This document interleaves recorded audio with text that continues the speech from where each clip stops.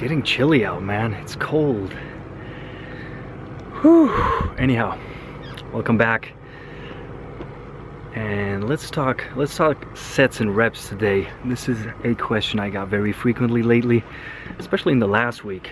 Almost on a daily basis, people ask me how many sets, how many reps should you do in each and every workout. And my training methodologies, my training strategies might appear unorthodox to many of you, but let me elaborate on why that is. Because when I started training many years ago, I pretty much followed the status quo. I did what the magazines told me to do, and I did what everybody else was doing, you know, the high volume, high frequency bodybuilding type workout routines. And I gotta tell you, after like 2, 3, even 4 years of training like that, the results I had to show for were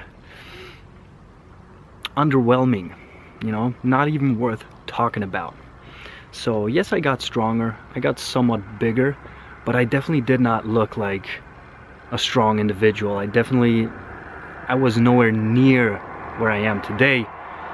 And it was kind of at the 3 or 4 year mark of just, you know, training without questioning the popular training ideologies that I started venturing out and looking for different ways to train, different approaches. And that is about the time I came across Mike Mentzer's work. So Mike Mentzer was a bodybuilder in the late 70s and early 80s. He competed against Arnold back in the day. And what he did, his training style was basically the polar opposite of what everybody else was doing back then. Let me give you the lowdown. It was basically, what Mentzer said is that 99% of bodybuilders were overtraining and thus suffered from underdevelopment of the physique. So his training style revolved around doing 1 set per exercise. That's right, he did 1 all-out, balls to the wall set, but that was it. If he trained his chest, he would do the bench press, but it would be a couple warm-up sets, yes, but 1 intense set to failure and even beyond. So like I said, leaving it all on the line, but just in 1 set. And when I saw that, it was eye-opening, because obviously I was skeptical, because it was the opposite of what I was doing back then, where I was averaging 3 to 5 work sets. But his ideas made sense to me, because it is true, when you know that you're gonna enter a set and you still have 3 or 4 or 5 to go, you're not gonna give it your all, you know. If you know you're gonna be bench pressing for 5 sets, you're not gonna go all out from the very first set, obviously. And so why not just cut it down to 1, maybe 2 sets and ramp up the intensity? So go all out, but not do endless reps and sets. And I tried his training style for a couple months, and the results were very impressive. So I definitely gained muscle. I broke through a plateau that I had for, you know, a long time back then, and I got stronger, much stronger than ever before. And so I knew I was onto something. But after, you know, following his high intensity or heavy duty style training, as he calls it, after like 6 months of doing that, I hit another plateau. And that was right around the time when I started like more of a hybrid approach, where I would use his training strategies of very short workouts but very intense training sessions, with a more moderate approach, like a more, you know, conventional bodybuilding style training with slightly higher volume and more sets. And to this day, this is what I do, more or less. So I have all my clients do 2 to 3 hard sets per exercise, and that's pretty much it. I believe 1 set is probably not sufficient, because most people, they cannot take their bodies to complete and utter failure in that 1 set. So it's a safer bet to just add another 1 or 2 sets, make it 3 total sets, or 2 very hard sets. And that is that, because in doing so, you stimulate growth.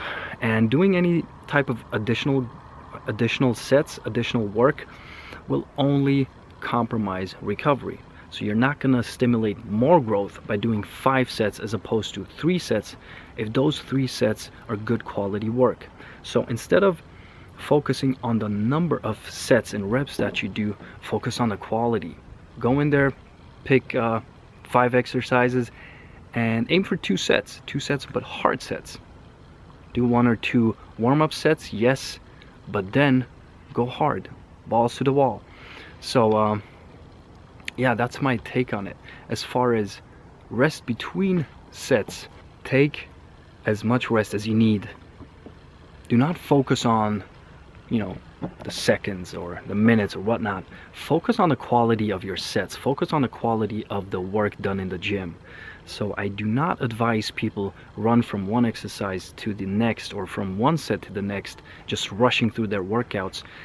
I recommend you give your body as much time as it needs between sets, so that when you enter the next set, you're fresh, you're strong, and you're ready to push yourself further.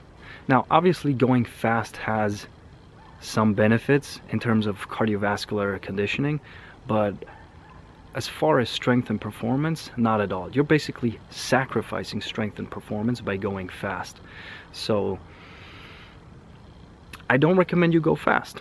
I recommend you have your 2 to 3 sets per exercise, and you take as much time in between those sets as you need.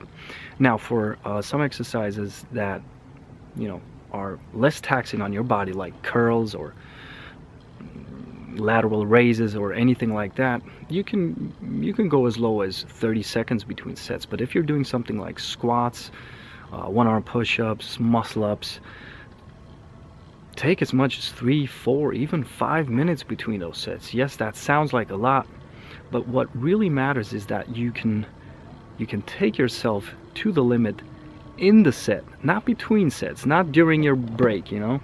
So that is my take on it. I recommend anywhere between 4 to 6 exercises per session, 2 to 3 hard, intense sets each. And that is that. All right. Never mind me just chilling here on the rooftop. I hope this was useful to you, and I'll see you guys tomorrow.